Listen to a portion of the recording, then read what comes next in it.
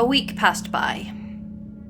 Edgar had not heard from Johnny, and frankly, he was glad. He could not understand his motivations, the reasoning behind his erratic behaviour. He could not understand Johnny. It bothered him. Also, despite anything Johnny had said before to try and comfort him, he did not trust him. Edgar did not want to put himself in danger.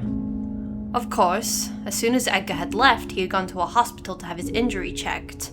It seemed the most rational thing to do at that point, although his entire life seemed to recently be governed by pure irrationality.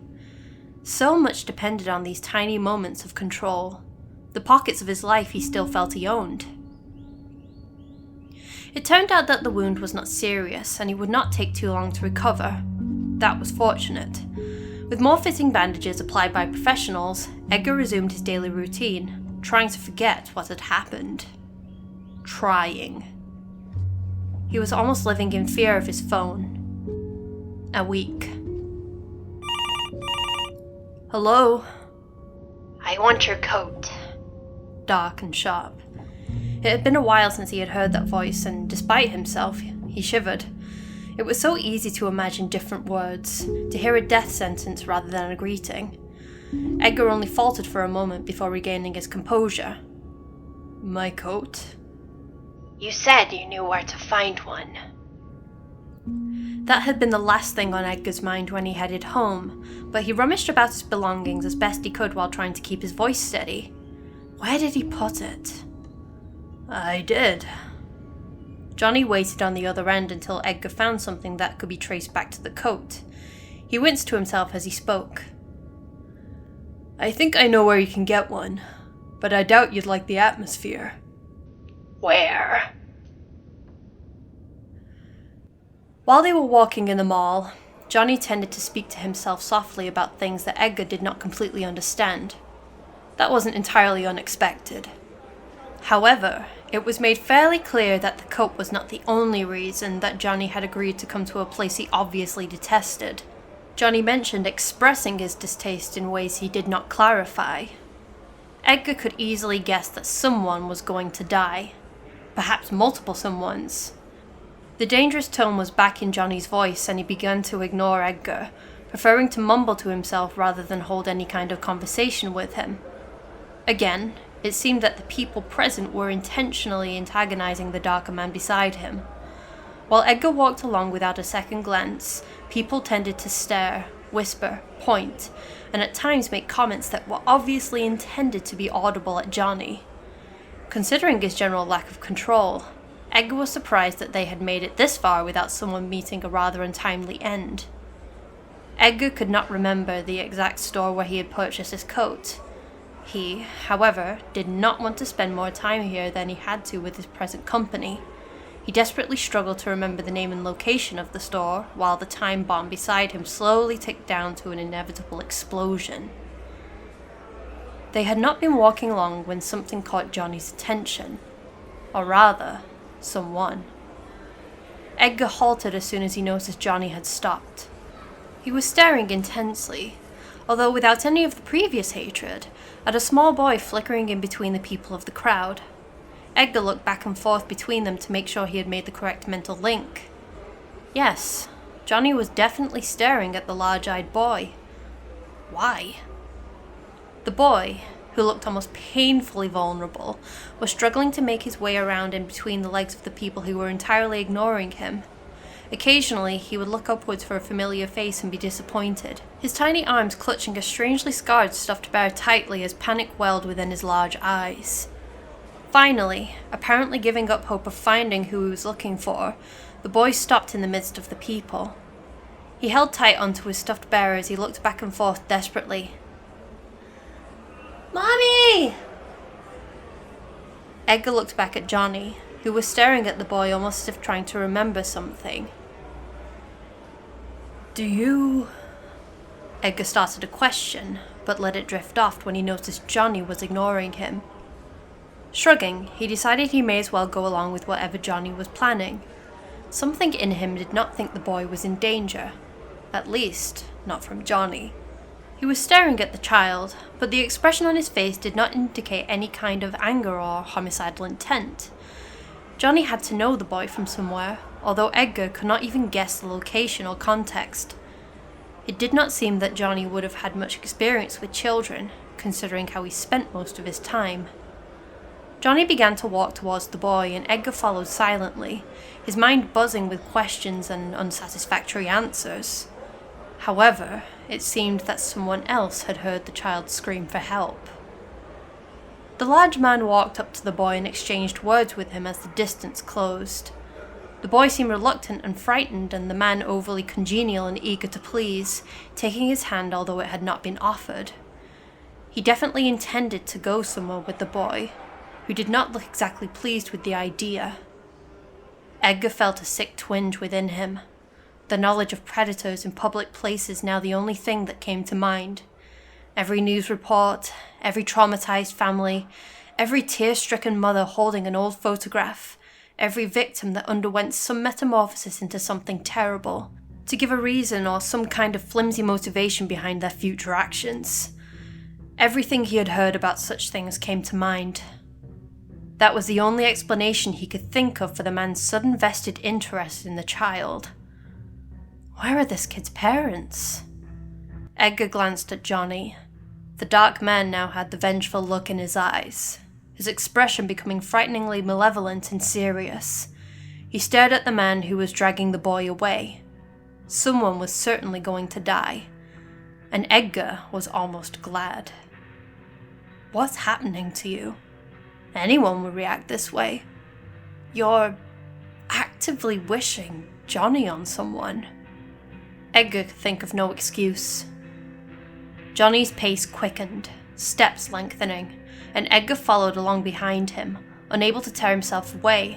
His mind desperately tried to think of some justification for following Johnny, for wanting to see what would happen, and the only thing that seemed believable was a morbid sense of curiosity. Suddenly Johnny stopped, poised in the middle of step and thought, darting off to one side without warning or excuse. Edgar watched him leave with a rising sense of panic and confusion. The man was taking the boy through one of the emergency exits. What do I do now? You can't let that man victimize that boy. You have to do something. You're kidding, right? I can't do anything. Nee. Yes, Nee. What are you going to do? Are you going to follow him and see where he's going? Or are you going to do something useful? Like what? What do you mean? You could tell Nee where he went. But he's coming back already. Johnny walked back towards him with a quick, purposeful gait, a new weapon clutched tightly in one of his hands. A bat. Where had he got that? Not that it mattered, but another tinge of morbid curiosity. Why do I want to see this? You want to see this man's behavior be punished. You want the child to be spared. You want real justice. That's sick. It's also true. Or where? There. Edgar responded quickly out of fear, partly for himself and partly for the boy. Johnny followed his finger to the exit and in moments was gone. With one final glance around him, Edgar stepped through the door as well. The man was holding the boy up, shaking and yelling something that did not have a chance to form into words. Edgar arrived in time to see the bat connect with the man's head viciously, knocking him several feet away with a sickeningly predictable sound. Johnny had a peculiarly pleased look on his face as he stared down at the boy, who looked absolutely traumatized. Todd? I like Squee better. The man was twitching in the midst of some boxes, bleeding from the side of his head that had now been distorted from the force of the blow.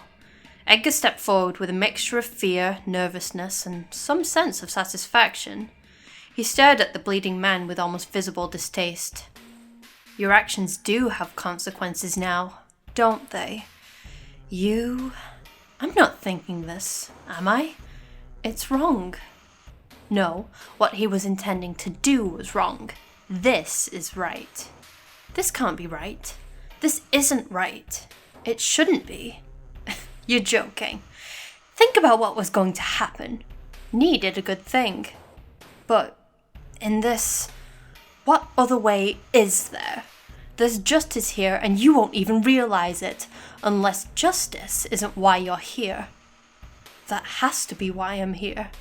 Because any other reason is... it's wrong.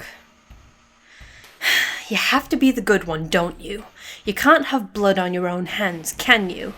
Edgar the pious, Edgar the pure, but you're still here and you're staring at that man's body and you're glad. You're glad he's in pain. I can almost see you smiling. What does this mean to you? How much of that so-called goodness is a lie now? Shut up. This isn't right, but there was nothing I could have done. So powerlessness is your excuse? That's becoming your excuse for this entire relationship. It's not like I had a choice. Again. Well, I guess this is thwarting a greater evil. So, I guess in some sense it can be justified. You get closer every day. What are you talking about? Closer to what? You're glad he's dead, right? He's not dead yet. The door closed behind him with a clang, although this was not noticed, and he made his way closer to them. While Johnny did glance at him, he did not introduce or mention him in any way. As Johnny went into one of his almost predictable speeches, he illustrated his point by dismantling his subject as he spoke, completely ignoring the child's frightened screams. A hand cut cleanly as if there were no bone at all, the head pulled apart with almost no effort, the brain removed bodily and thrown, all to illustrate Johnny's point. The point itself almost made sense, regardless of the unnecessary visuals. That's not a good sign, Edgar. What confused him most was afterwards when Johnny spoke calmly to the boy who was paralyzed with horror. Of course, these are my opinions, likely to be as flawed as anyone else's.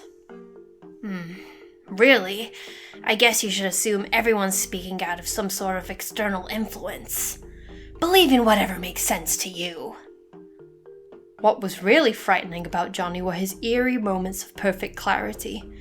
Despite the blood splattered all over his clothes and face, despite the man he had just brutally murdered and disfigured, Edgar could understand him. Edgar could understand and think about what he said on an entirely philosophical level. It was the thought that Johnny could potentially not be insane that frightened him. Johnny looked up, staring with the same kind of wide-eyed puzzlement that often accompanied his changes of thought. Whoa, I guess all this excess was kind of pointless then, wasn't it? Well, you better get going. It's Tuesday and you know what that means. UFOs. And then he said things like that, and Edgar wished he could be surprised. Johnny took off running, calling out behind him for the boy to follow his lead. The child stood there blankly, blood from his potential captor splattered all over his face. An awkward pause. Say something, Edgar. He kneeled down beside the boy, Todd as Johnny had identified him. Are you okay? An obvious question. No! With an equally obvious answer. Edgar rubbed the back of his head awkwardly. He'd never been good with children. I guess that's understandable. Todd was breathing hard, holding tightly onto his bear as he tried to get himself under control. It seemed that at any moment he would bolt off screaming just as Johnny had. Come on. Edgar looked at the still bleeding remains of the man. I don't think this is a good place to be at the moment. I want my mommy. Squeaky, thin voice. What was the other name? Squee? Edgar could see where the name found its origin.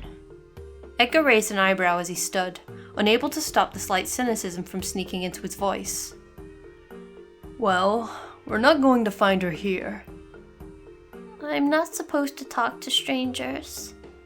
Todd was edging away from him, which seemed entirely understandable considering what had just happened. Edgar put his hands into his pockets, not sure how he could appear less threatening. I guess you could say I'm a friend of Johnny's. I'm still a stranger, but... God, I'm phrasing this all wrong. Believe me, I just want you to get back to your parents and then go home. This day has been entirely too surreal. You know him? Todd blinked at him in surprise for a moment before the same frightened look crossed his face. He backed away further. You're not crazy, are you? No, I don't think so. Edgar smiled softly at the thought, staring at where Johnny had disappeared. Thank God. Todd stared at him suspiciously, still untrusting and frightened. Edgar sighed to himself. I'm not asking you to trust me, really. I just don't want you out here by yourself. It's not... Edgar glanced at the dead body. Not safe exactly. Todd stood there, apparently trying to make a decision. He stared down at his stuffed bear quietly, deep in thought. Edgar decided to wait, although the dead body nearby was making him decidedly uncomfortable. Shmee, Todd mumbled, but finally looked up. Shmee says you're okay, so I guess I'll come with you. Okay. Edgar could guess that Shmee was the bear. He did not have to ask. Well, let's try and find your parents. The fire exit was locked from their vantage point, so they decided to go around. Todd did not take Edgar's hand, but instead held onto the edge of his coat sleeve. His coat? When did he put that on? Edgar shook his head at his own bad memory as he entered the mall. He had been forgetting so much lately. Not like him. How do you know Johnny? Edgar felt uncomfortable in the following silence. He did not know Todd, so he did not expect long periods of quiet. With Johnny, he knew they would come, but with children, it just seemed strange. He doesn't seem like the kind of guy you'd normally run into. He's my neighbor. That explained so much. He's a bad man. Shmee says I should stay away from him.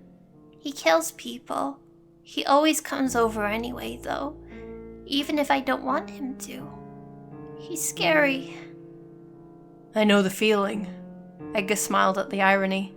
Both of them had almost been trapped into maintaining a relationship with Johnny.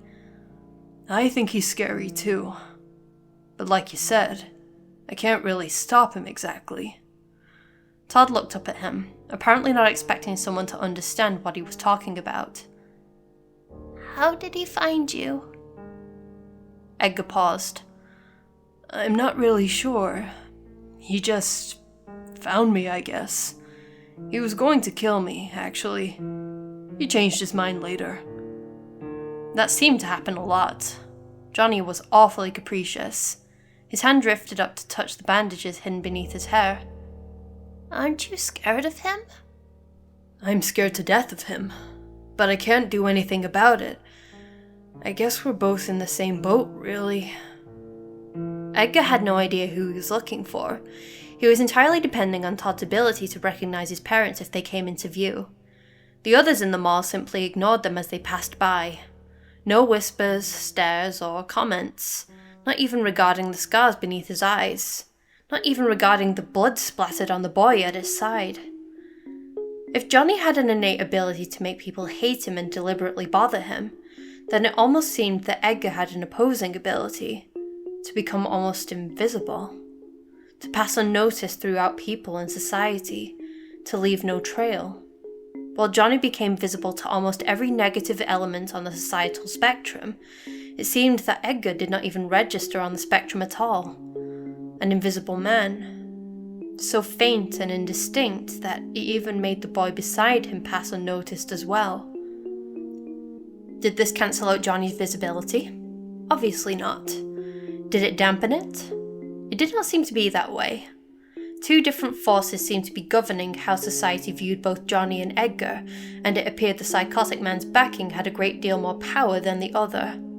After all, it's easy to be noticed. To paint, "Look at me," in giant letters across someone's forehead.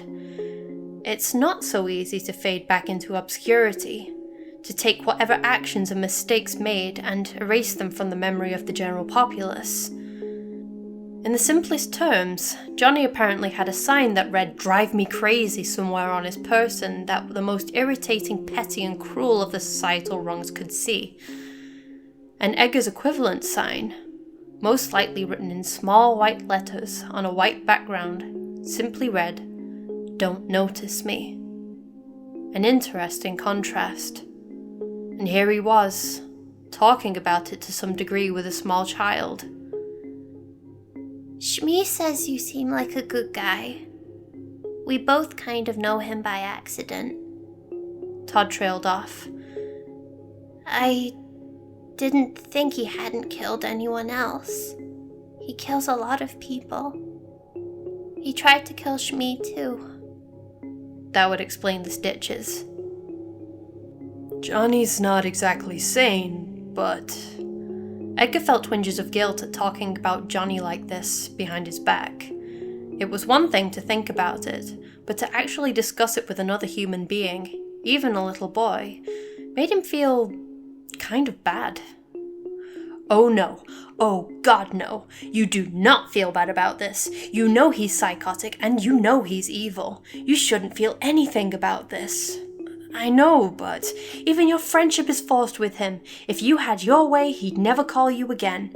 You should not feel bad about talking about him. You should not feel bad about this. I know, but because you know what that means, right? You know what that means. It means to some degree, I think I'm his friend. That is exactly right, Edgar. And for the love of God, you can't do that. Are you okay? Todd's voice broke his inner monologue. What's your name? Oh, sorry. My name's Edgar. Edgar Vargas, actually. Edgar again felt his hand rising to his face, but he forced it downwards angrily. I'm alright. I was just thinking. Are you sure? The boy looked unnaturally concerned for him. Edgar could not understand why. He had known him for all of 20 minutes. You looked very far away. He's more intelligent than I gave him credit for. Yes, Edgar sighed, and ran a hand through his hair. He was not used to talking to other people, but Todd was only a kid. There was nothing he could do to hurt him or anything. He just had to remember that he wasn't the only one in the conversation. Why not tell him something? Maybe that'll get the kid to trust him more. It's hard to describe, really. Lately I've been talking to myself a lot. I never did that before. It's kind of frightening. Are you sure it's to yourself? Todd gave him a worried look. Edgar doubted it was for him, assuming rather that the boy was concerned for his own safety. 'Cause I think the neighborman talks, well, not exactly to himself. Todd trailed off again. And he's bad. Don't worry, I don't want to hurt you. Edgar felt his muscles twitch slightly at Todd's suggestion and was glad that the boy held his sleeve, not his hand. The thought was ludicrous, but still, it was somewhat unsettling. I'm not crazy, and I'm definitely talking to myself, not to any little ghosts or something. It's just... Edgar looked around again as if he could find what he was looking for. My life used to be so normal, and now it's beyond bizarre. Todd was quiet for a while. Things like this happen to me all the time.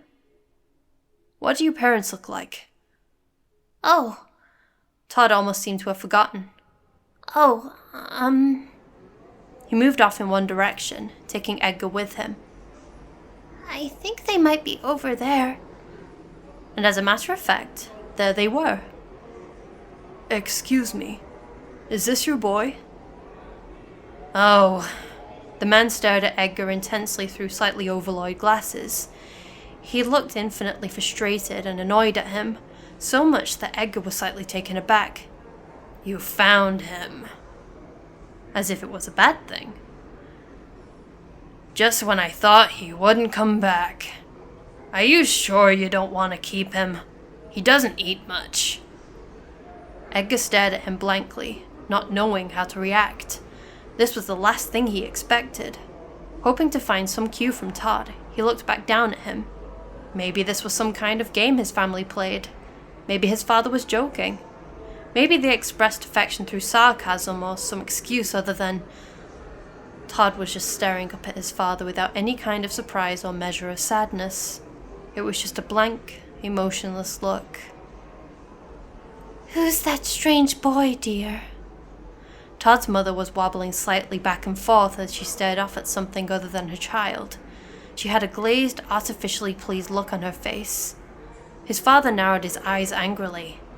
He's your son! Jesus! Never mind. Finally, Edgar found words and he turned away, noticing that Todd continued to hang on to him. I'll take him home. Edgar had no idea why he said that. He had no such obligation to the kid. He just met him less than an hour ago. But still, the only reason he could find for wanting to leave the pair of adults so quickly was that he did not want Todd to be there. From the expression on his face, Todd had to hear things like this on a regular basis. It had probably lost all of its meaning now. But to Edgar, it almost hurt. He didn't know on what level or why it seemed to cause him such faint, distant pain, but he wanted it to stop. So he had volunteered to drive a child he just met back to his house. I feel more and more like my actions are getting out of my control. Are you okay? Edgar felt awkward in the silence that followed them turning away. I'll take you home, alright? I'm okay. This is better than usual, actually. This time I won't have to jump. Todd shook his head. Well, that only happened a few times. He wasn't sure if he wanted to know. Sorry about... Edgar wanted to mention his parents' behavior, but he felt expressing it in that fashion would make anything he said meaningless and trite. After all, he had only experienced them for a few minutes. Todd had to live with them his entire life. What possible effect could Edgar saying something as simple as sorry have? He had to find something that he felt more knowledgeable about, something he would feel a bit more at ease expressing some kind of regret over. All this, I mean, with the dead guy and all, that would work. It's not your fault. Things like this just happen around me. Such quiet acceptance. Todd was being exceptionally mature about this, considering how much blood was currently on him. Edgar doubted his parents even noticed. I think... Todd paused as they push open the door leading outside. I think you don't really belong here. What do you mean? I don't know. It's hard to say.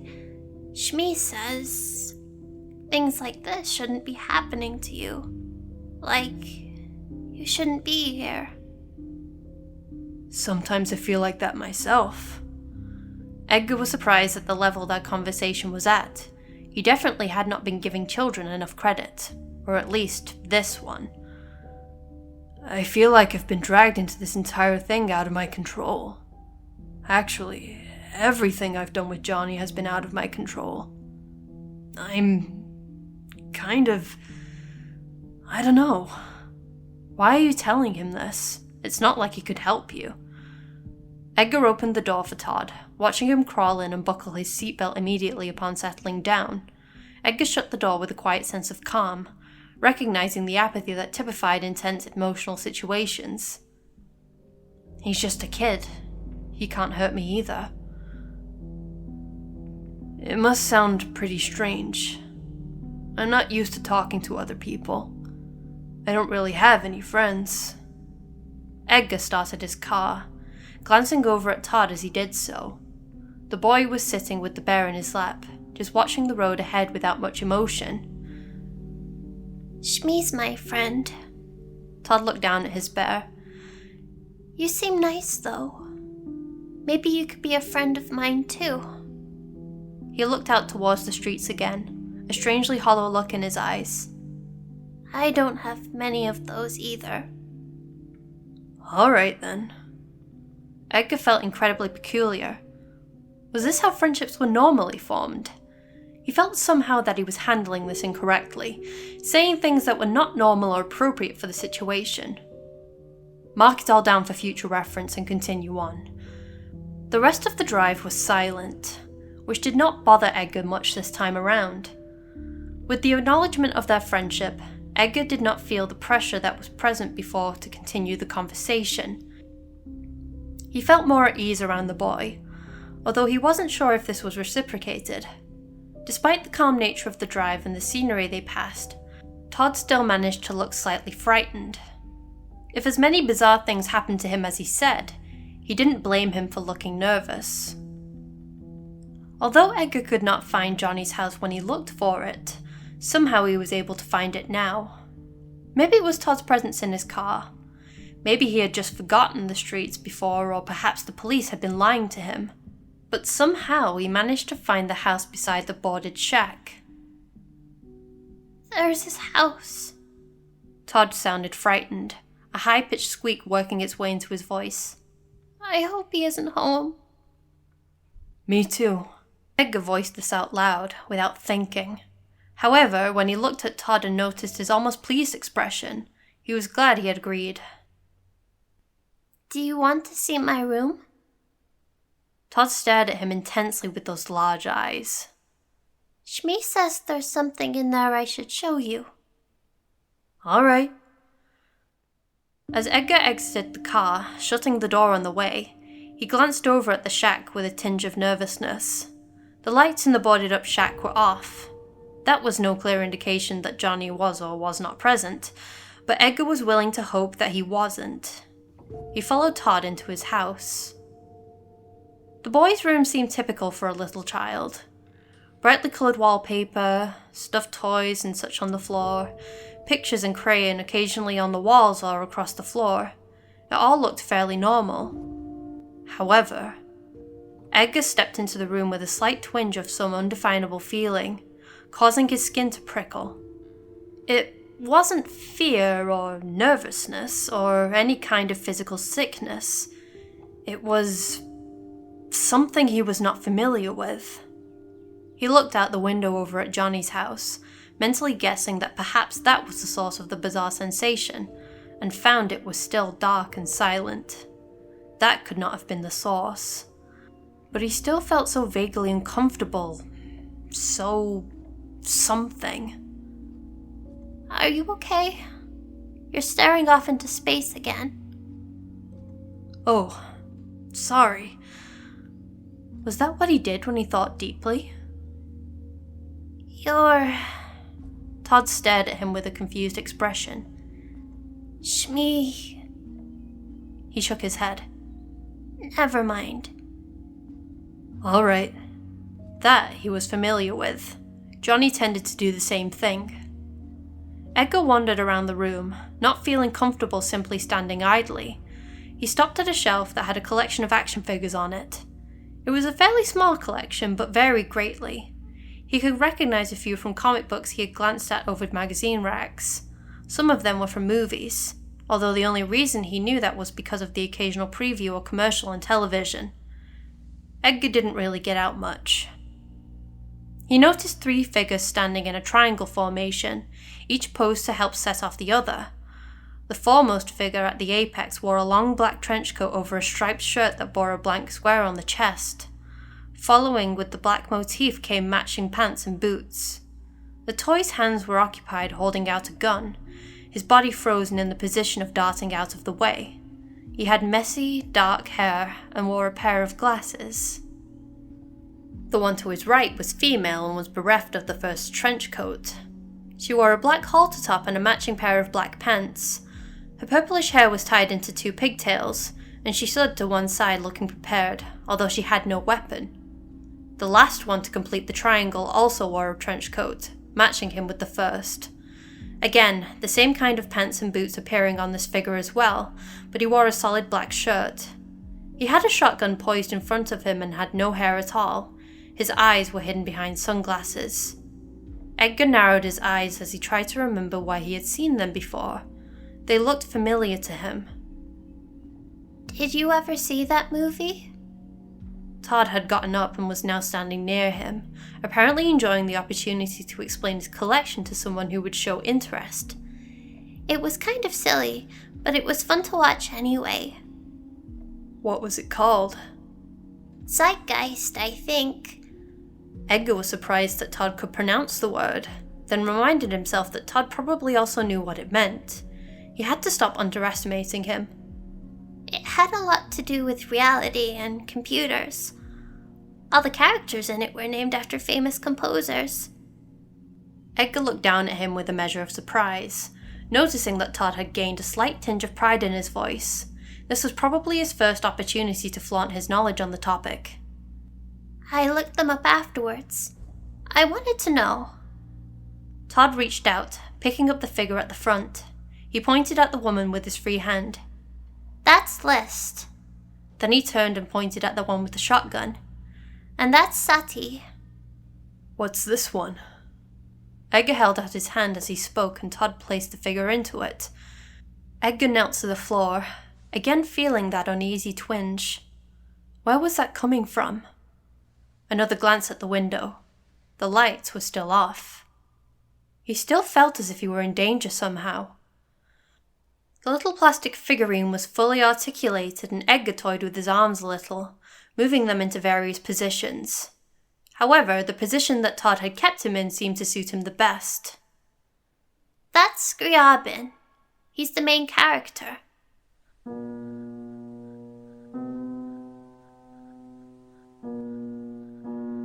Todd sat down along with him, Shmee leaning against his side. He wasn't supposed to get into the whole thing, but in the end he does. He ends up being really important to everyone. I don't want to ruin it for you though, if you haven't seen it. Edgar stared at the action figure intently, something niggling at the back of his mind. This figure seemed so familiar to him and he could not place why. He hadn't seen the movie, thinking it to be far too pretentious when he saw the commercials for it, but he felt that couldn't be the source of such familiarity. Something strange. Todd looked over at his bear for a moment, then looked at Edgar curiously. Wow, Shmee says he's right too. You kind of look like him. It was almost as if a light bulb went off over Edgar's brain. So that's why he seemed so familiar. With it came a few fragmented memories of when he had first seen the previews. He had written off the main character's physical similarity to him as inconsequential and somewhat irritating, although he had never gotten stopped for it or asked questions. It had never occurred to him that in the course of things, action figures would be made, and therefore... Edgar was holding a slightly distorted version of himself in his hands. You're right. I remember thinking that when I first saw the movie come out. Todd stood, moving to look out the window nervously. Edgar wasn't sure why this was. Todd was probably scared now that they were going to get caught. That would definitely not be good for either of them. I think you better go though. Mommy and Daddy usually come home around this time. Alright, that's a good idea. Edgar stood, following Todd's example and brushing himself off. He reached over to replace the figure with his partner's. Oh wait. Todd darted over to him, stopping his hands. No. Shmee thinks you should keep it. He says it's important. Whatever. Okay, if he thinks so. Edgar shrugged and pushed the action figure into one of his pockets. Thanks. It's okay. Todd smiled at him genuinely. I hope nothing bad happens to you. Like you get hit by a plane or something. The pleased expression changed quickly to one of worry. That happens to everyone I meet in one way or another. I don't think a plane is really my biggest worry. Edgar glanced again in the direction of Johnny's house. The lights still remained off. Edgar felt himself wondering vaguely where he could have gone before he stopped himself. You take care of yourself, okay? Okay. Edgar left, again feeling a sharp twinge of unease as he stepped out of the house. Nothing from either building. Why did he feel this way? What was he worried about? I didn't know you were this paranoid. I'm not normally. That's what's peculiar. Well, at least you made a friend here. That's good. That's true. It seems like the kid needs friends anyway. You know, not because, say, you need friends. Edgar paused at the thought, his keys only inches away from entering the ignition. He waited for his mind to come up with some kind of rejoinder, but nothing seemed to come. Shrugging and shaking his head, he began to drive home. I don't know.